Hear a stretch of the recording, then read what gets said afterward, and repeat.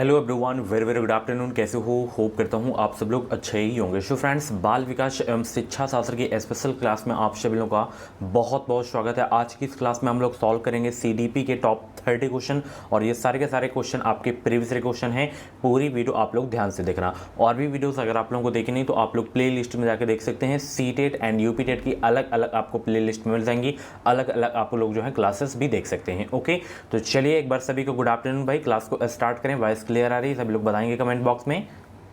चलिए, और यहाँ पे डेली क्लासेस का टाइमिंग आप सब लोग देख सकते हैं। डेली सुबह 9 बजे आपकी क्लास होती है, उसके बाद 2:30 बजे क्लास होती है, उसके बाद शाम 7 बजे क्लास होती है। ओके ना? चलिए, इस बार सी टेट एग्ज़ाम को पास करना है, यूपी टेट एग्ज़ाम को पास करना है, तो अभी कभी इस चैनल को सब्सक्राइब कर लें। इस चैनल से आपको निश्चित मदद मिलेगी। जो भी सी टेट एग्ज़ाम की अपडेट आएगी, यूपी टेट फॉर्म की अपडेट आएगी, वो अपडेट आपको सबसे पहले हमारे चैनल के माध्यम से ही देखने को मिलेगी। ओके, चलिए, पहला प्रश्न है, पुरुष और महिला की भूमिकाओं का निर्धारण समाज करता है। यह कथन बताता है कि लैंगिकता एक जो है अंतर्निहित अवतरण है, या लैंगिकता एक आनुवंशिक प्रतिभा है, या लैंगिकता एक अंतर्ज्ञानी अवतरण है, या लैंगिकता एक सामाजिक अवतरण है। पहला का जवाब दीजिए सब लोग। पुरुष और महिला की भूमिकाओं का निर्धारण समाज करता है, यह कथन बताता है कि लैंगिकता एक सामाजिक अवतरण है। पहला का आपका डी वाला बिल्कुल करेक्ट हो जाएगा। ओके ना? चलिए, 30 में से जितने भी क्वेश्चंस आपके करेक्ट हों कमेंट बॉक्स में अपना नाम स्कोर जरूर बताना। और ये class C TET and UP TET exam दोनों के लिए है। ओके ना? चलिए, क्योंकि सीडीपी यूपी टेट में 30 क्वेश्चन पूछे जाएंगे।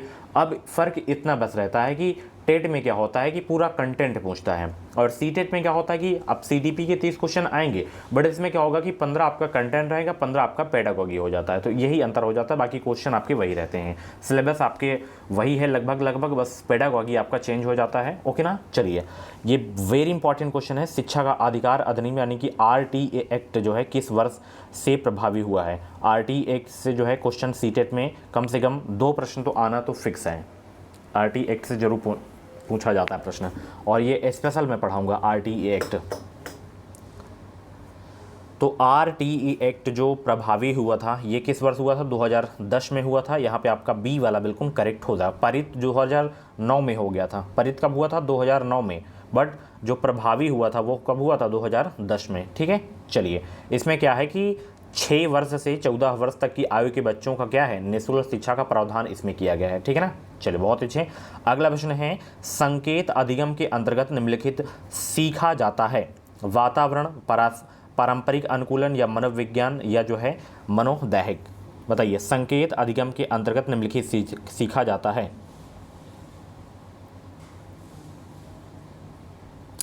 तो संकेत अधिगम के अंतर्गत जो है क्या सीखा जाता है? पारंपरिक अनुकूलन सीखा जाता है। तो यहाँ पे आपका जो है बी वाला बिल्कुल करेक्ट हो जाएगा। कुछ भी डाउट्स हैं सी टेट से रिलेटेड या यूपी टेट से रिलेटेड, तो आप लोग जो है मुझे इंस्टा पे भी फॉलो करके मुझसे बातचीत कर सकते हैं। इंस्टाग्राम आईडी की लिंक वीडियो के डिस्क्रिप्शन बॉक्स में आपको मिल जाएगी। ओके ना? चलिए, वीडियो को लाइक कर दीजिए सब लोग, फटाफट वीडियो को लाइक करें। इस बार इन दोनों एग्ज़ाम्स को क्वालिफाई करने हैं बेहतरीन अंकों के साथ, तो अभी कभी जुड़ जाएं, हमारे चैनल से आपको निश्चित ही मदद मिलेगी। अगला प्रश्न, प्रारंभ में आत्मा का प्रयोग किस शास्त्र में किया जाता था? शिक्षा शास्त्र में, समाजशास्त्र में, या दर्शन शास्त्र में, या अर्थशास्त्र में? और आपके जो फॉर्म है डियर सी टेट के, ये आपको जो है बहुत ही जल्द देखने को मिल जाएगा। इसी सप्ताह आपको देखने को मिल जाएगा। इसी सप्ताह सीबीएसई की तरफ से आपको जो है सी टेट दिसंबर का नोटिफिकेशन देखने को मिल जाएगा, और लास्ट दिसंबर में आपका एग्ज़ाम हो जाएगा। तो प्रारंभ में आत्मा का प्रयोग किस शास्त्र में किया जाता था? ये किया जाता था दर्शन शास्त्र में। यहाँ पे आपका सी वाला बिल्कुल करेक्ट हो जाएगा। एक डाउट मैं आपका क्लियर कर दूँ, ये जो है 6 to 8 यानी कि जूनियर के लिए, और 1 to 5 दोनों लेवल के लिए क्लास है। ओके, क्योंकि जूनियर में जो सिलेबस है सीडीपी का वही आपका प्राइमरी में भी है, तो कुछ भी बदलाव नहीं है। चलिए, अगला प्रश्न, व्यापक मूल्यांकन निम्न के निर्धारण को संदर्भित करता है? तो किसके निर्धारण को संदर्भित करता है व्यापक मूल्यांकन? ये आपको बताना है। सह पाठ्यक्रम गतिविधियां, आंतरिक पाठ्यक्रम गतिविधियां, शैक्षिक और सह शैक्षिक दोनों क्षेत्र को, या शैक्षिक विषय को? बताइए, 5 का जवाब दीजिए। गुड आफ्टरनून सभी को, गुड आफ्टरनून। और भी डिटेल में वीडियोस अगर आप लोगों को देखनी है तो आप लोग प्लेलिस्ट एक बार चेक कर लेना। और इसकी पीडीएफ आपको टेलीग्राम ग्रुप पे मिल जाएगी, लिंक वीडियो के डिस्क्रिप्शन बॉक्स में टेलीग्राम की दे दिया हूँ। तो व्यापक मूल्यांकन निम्न के निर्धारण को संदर्भित करता है। तो ये संदर्भित किसको करता है? शैक्षिक और सह शैक्षिक दोनों क्षेत्रों को जो है संदर्भित करता है। 5 का सी आपका बिल्कुल करेक्ट हो जाएगा। अगला प्रश्न है, विकास में वृद्धि से तात्पर्य है क्या? बताइए सब लोग, विकास में जो है वृद्धि से तात्पर्य है आकार, सोच समझ कौशलों में वृद्धि, वजन में वृद्धि, ज्ञान में वृद्धि या संवेग में वृद्धि? बताइए सब लोग, विकास में वृद्धि से तात्पर्य है क्या?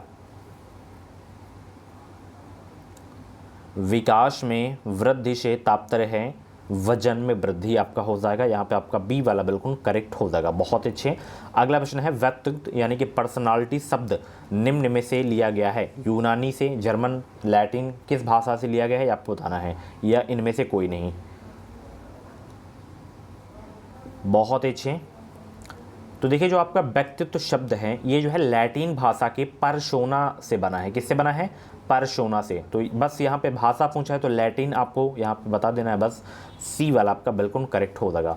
अगला प्रश्न है, सीखने का क्लासिकल कंडीशनिंग सिद्धांत प्रतिपादित किया था किसने? थॉर्नडाइक ने, पावलोव ने, या कोहलबर्ग ने, या स्किनर ने?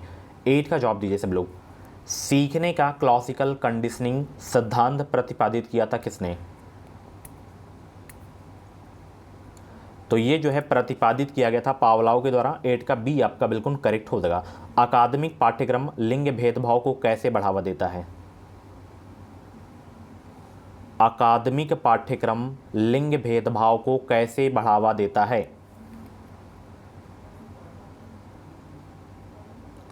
9 का जवाब देंगे सब लोग। अकादमिक पाठ्यक्रम लिंग भेदभाव को कैसे बढ़ावा देता है? तो ये पुरुष की तुलना में महिलाओं की उपलब्धियों का बहुत कम उल्लेख करना। ये आपका 9 का, ये आपका बिल्कुल करेक्ट हो जाएगा। एक अच्छा विद्यालय निम्न में से किससे बचता है? लैंगिक समानता से, सामाजिक जिम्मेदारी से, या लैंगिक पक्षपात से, या लैंगिक संवेदनशीलता से? 10 का जवाब दीजिए।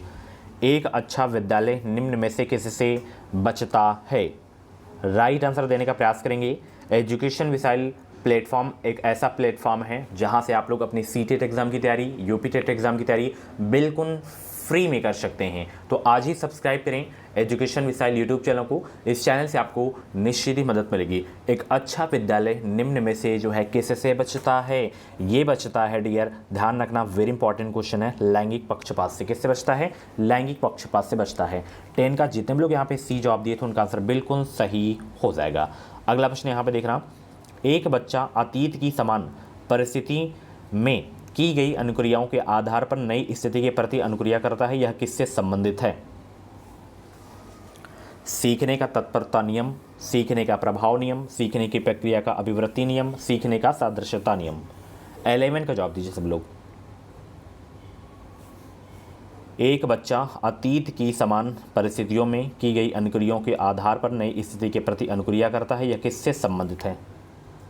यह सीखने का जो है, सीखने के जो है सादृश्यता नियम से संबंधित है। 11 का डी आपका बिल्कुल करेक्ट हो जाएगा। अगला प्रश्न है, विद्यार्थियों के साथ संप्रेषण का अर्थ होता है? विद्यार्थियों के साथ जो है संप्रेषण का अर्थ होता है उन्हें अपने विचारों से अवगत कराना, विचारों का आदान प्रदान, उनसे प्रश्न करने को कहना, या उन्हें निर्देश देना? 12 का जवाब दीजिए सब लोग। विद्यार्थियों के साथ संप्रेषण का अर्थ होता है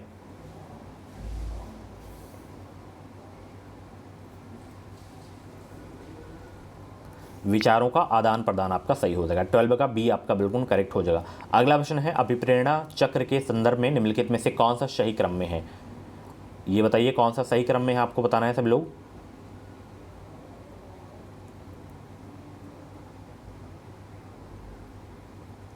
अभिप्रेरणा चक्र के संदर्भ में निम्नलिखित में से कौन सा सही क्रम में है? तो इसमें देखिए आपका ये वाला सही क्रम में है। सबसे पहले इसमें आएगा आवश्यकता, उसके बाद प्रबल, प्रेरणा, उत्तेजना, लक्ष्य उन्मुखी व्यवहार, उपलब्धि, उत्तेजना में कमी। डी वाला आपका बिल्कुल करेक्ट हो जाएगा। अगला प्रश्न है, छोटे शिक्षार्थियों को कक्ष में समवयस्कों के साथ जो है अंतःक्रिया करने के लिए प्रोत्साहित करना चाहिए, जिससे क्या हो?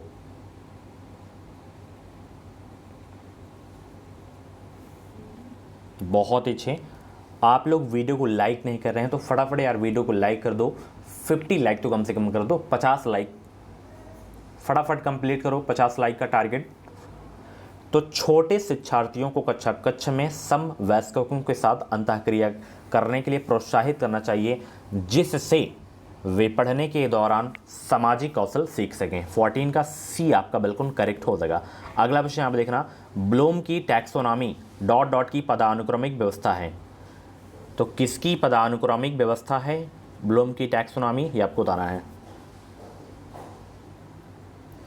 ब्लूम की जो है टैक्सोनॉमी, ये जो है संज्ञानात्मक उद्देश्यों की पदानुक्रमिक व्यवस्था है। 15 का सी आपका बिल्कुल करेक्ट हो जाएगा।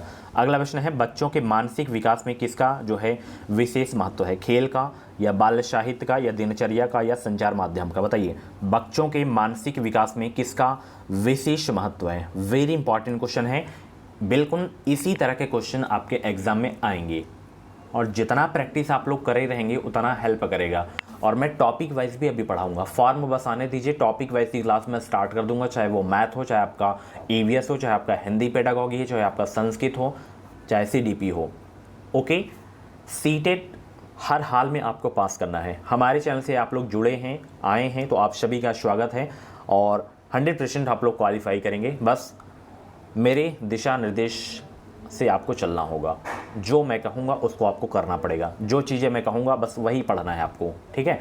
बुक नहीं लेना है, मत लीजिए, ठीक है?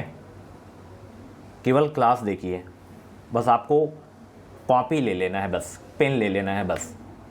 लास्ट में कुछ ऐसी चीज़ें होती हैं जो मैं बताऊँगा, 100% मतलब आते ही आते हैं। जैसे 15-20 आपको पॉजिटिव टैग वर्ड याद करने होंगे, नेगेटिव टैग वर्ड याद करने होंगे। इससे करीब 50 से 55 क्वेश्चन आप लोग सॉल्व कर सकते हैं 150 क्वेश्चन में, नेगेटिव पॉजिटिव टैग वर्ड याद करके, ठीक है?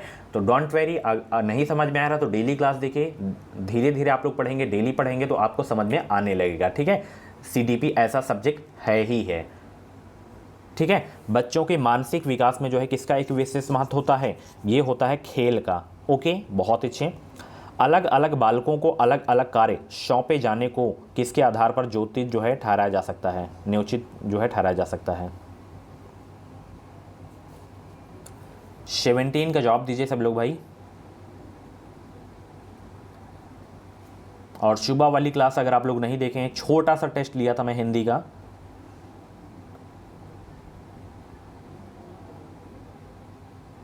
तो जाके देख सकते हैं। सुबह ईवीएस की हुई थी और कल शाम को हुई थी आपकी हिंदी की, तो जाके देखिए उस वीडियो को अभी, इस वीडियो को देखने के बाद। तो अलग अलग बालकों को अलग अलग कार्य सौंपे जाने को किसके आधार पर न्योचित ठहराया जा सकता है? तो ये ठहराया जा सकता है विद्यार्थियों में व्यक्तिगत अंतर के आधार पर, ठीक है? सी आपका बिल्कुल करेक्ट हो जाएगा।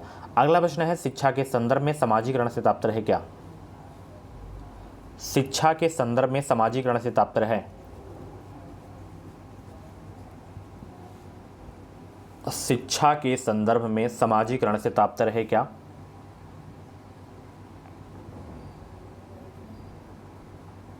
सामाजिक वातावरण में अनुकूलन और समायोजन। यहाँ पे 18 का सी आपका बिल्कुल करेक्ट हो जाएगा। अगला प्रश्न यहाँ पे देख सकते हैं, जब कभी दो या अधिक व्यक्ति एक साथ मिलते हैं, एक दूसरे को प्रभावित करते हैं, तो वे सामाजिक समूह का निर्माण जो है करते हैं, यह कथन क्या है? कदाचित सत्य है, या सत्य है, या असत्य है, या आंशिक रूप से सत्य है? बताइए, 19 का जवाब दीजिए सब लोग। जब कभी दो या अधिक व्यक्ति एक साथ मिलते हैं और एक दूसरे को प्रभावित करते हैं, तो वे एक सामाजिक समूह का निर्माण करते हैं, यह कथन किसका है, मतलब कैसा है? तो ये आपका कथन बिल्कुल सत्य है। ओके, यहाँ पे आपका बी वाला बिल्कुल करेक्ट हो जाएगा। अगला प्रश्न आपकी स्क्रीन पे आ गया डियर, 20 का जवाब देंगे। वेरी इंपॉर्टेंट क्वेश्चन है, नोट कर लेंगे इस प्रश्न को, सभी लोग नोट करिए फटाफट। द कंडीशन ऑफ लर्निंग पुस्तक के लेखक कौन है? द कंडीशन ऑफ लर्निंग पुस्तक के लेखक कौन है? पुस्तक से कई क्वेश्चन आते हैं, कम से कम 4 से 5 क्वेश्चन आते हैं। तो हर मनोवैज्ञानिक के बारे में आपको पढ़ना होगा, जन्म कहाँ पे हुआ, क्या क्या किए वो, किस पे अपना जो है प्रयोग किए, उनकी पुस्तक कौन कौन सी थी, कौन कौन से सिद्धांत थे, सारी चीज़ें मैं आपको पढ़ाऊँगा। तो द कंडीशन ऑफ लर्निंग पुस्तक के जो लेखक हैं वो कौन है? R.M. गेने हैं। कौन है? R.M. गेने। अगला प्रश्न यहाँ पे देखना, मास्टर ग्रंथि के नाम से जाना जाता है पीयूष ग्रंथि को, ये तो कर लेंगे आप लोग, गल ग्रंथि को, या उपगल ग्रंथि को, या उपरिपक्त ग्रंथि को? बताइए, मास्टर ग्रंथि के नाम से जाना जाता है किसको?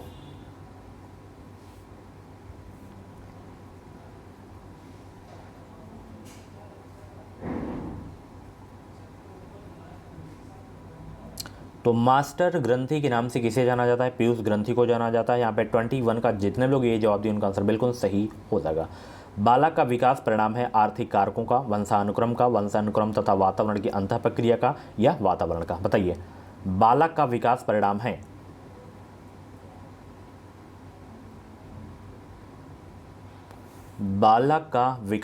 परिणाम है ये वंशानुक्रम तथा वातावरण की अंतः प्रक्रिया का परिणाम है। 22 का जो है आपका सी वाला बिल्कुल करेक्ट हो जाएगा। अगला प्रश्न, मूल्यों के वर्गीकरण में जो है सम्मिलित नहीं है। सांस्कृतिक मूल्य, येन केन जो है प्रकारणेन धनार्जन का मूल्य, नैतिक मूल्य, आध्यात्मिक मूल्य, मूल्यों के वर्गीकरण में सम्मिलित नहीं है।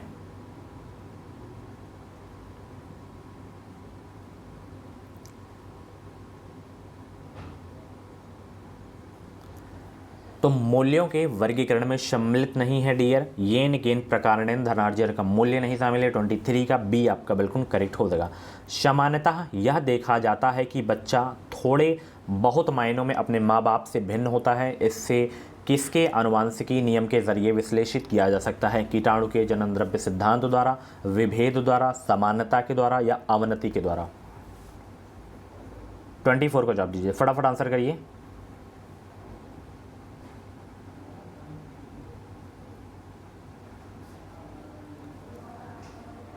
तो इसे जो है विश्लेषित किया जा सकता है जो है विभेद के द्वारा। ठीक है, चलिए बहुत अच्छे। अगला प्रश्न है, आत्म केंद्रित व्यक्ति होता है अंतर्मुखी, सामाजिक निर्भर, बहिर्मुखी या उभयमुखी? कुछ भी डाउट्स है तो ये मेरा व्हाट्सएप नंबर है 7905632533 पे आप लोग मुझे व्हाट्सएप मैसेज कर सकते हैं। कॉल्स आपको नहीं करना है, जो भी मैसेज हो आप कर सकते हैं। थोड़ा लेट लगेगा बट रिप्लाई सभी का आएगा, परेशान आपको नहीं होना है। आत्म केंद्रित व्यक्ति होता है अंतर्मुखी होता है। 25 का ये आपका बिल्कुल करेक्ट हो जाएगा। आनुवंशिकता का ... सामाजिक संरचना माना जाता है। प्राथमिक सामाजिक संरचना माना जाता है, स्थिर या गौण या गत्यात्मकता?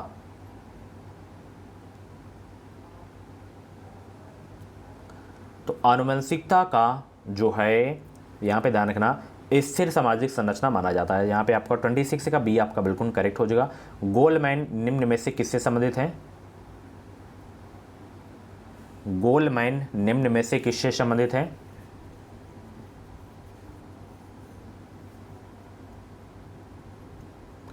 तो गोल्डमैन निम्न में से किससे संबंधित है? संवेगात्मक बुद्धि से संबंधित है। 27 का बी आपका बिल्कुल करेक्ट हो जाएगा। अगला प्रश्न है, खिलौने हो गए, पहनावे की वस्तुएं हो गई, घरेलू सामग्रियां, व्यवसायों एवं रंगों की जो है विशिष्ट लिंग के साथ संबंधित करना क्या प्रदर्शित करता है? जेंडर रूढ़िवादिता, जेंडर सिद्धांत, जेंडर प्रासंगिकता या विकसित जेंडर पहचान?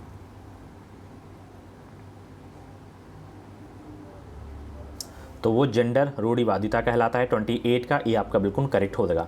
अगला प्रश्न है, सांस्कृतिक पूर्वाग्रह से बचाव के लिए निम्नलिखित में से कौन सी एक अच्छी आकलन योजना है? बताइए, कौन सी एक अच्छी आकलन योजना है?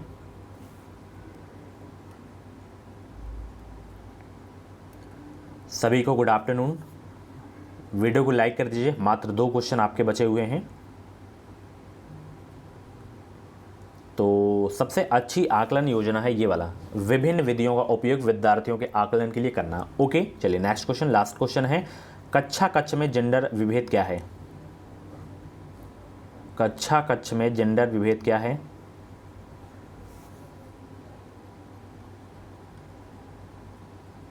तो कक्षा कक्ष में जेंडर विभेद जो आपका है वो शिक्षार्थियों के हानिसन्मुख प्रयासों अथवा निष्पादन का कारण बन जाता है। ठीक है, सो फ्रेंड्स, ये थे आज की सीटीपी की क्लास। कैसी लगी क्लास? कमेंट बॉक्स में अपना फीडबैक ज़रूर देना, और ऐसी ही डेली क्लासेस देखने के लिए अभी कभी एजुकेशन विशाल यूट्यूब चैनल को सब्सक्राइब करें। इस चैनल से आपको निश्चित ही मदद मिलेगी। इसकी PDF आपको बिल्कुल फ्री में मिल जाएगी। टेलीग्राम ग्रुप पर रिवाइज कर सकते हैं। टेलीग्राम ग्रुप पर आपको समय समय पर जो भी अपडेट रहती हैं एजुकेशनल अपडेट, वो अपडेट आपको वहाँ पर मिलते रहेंगी।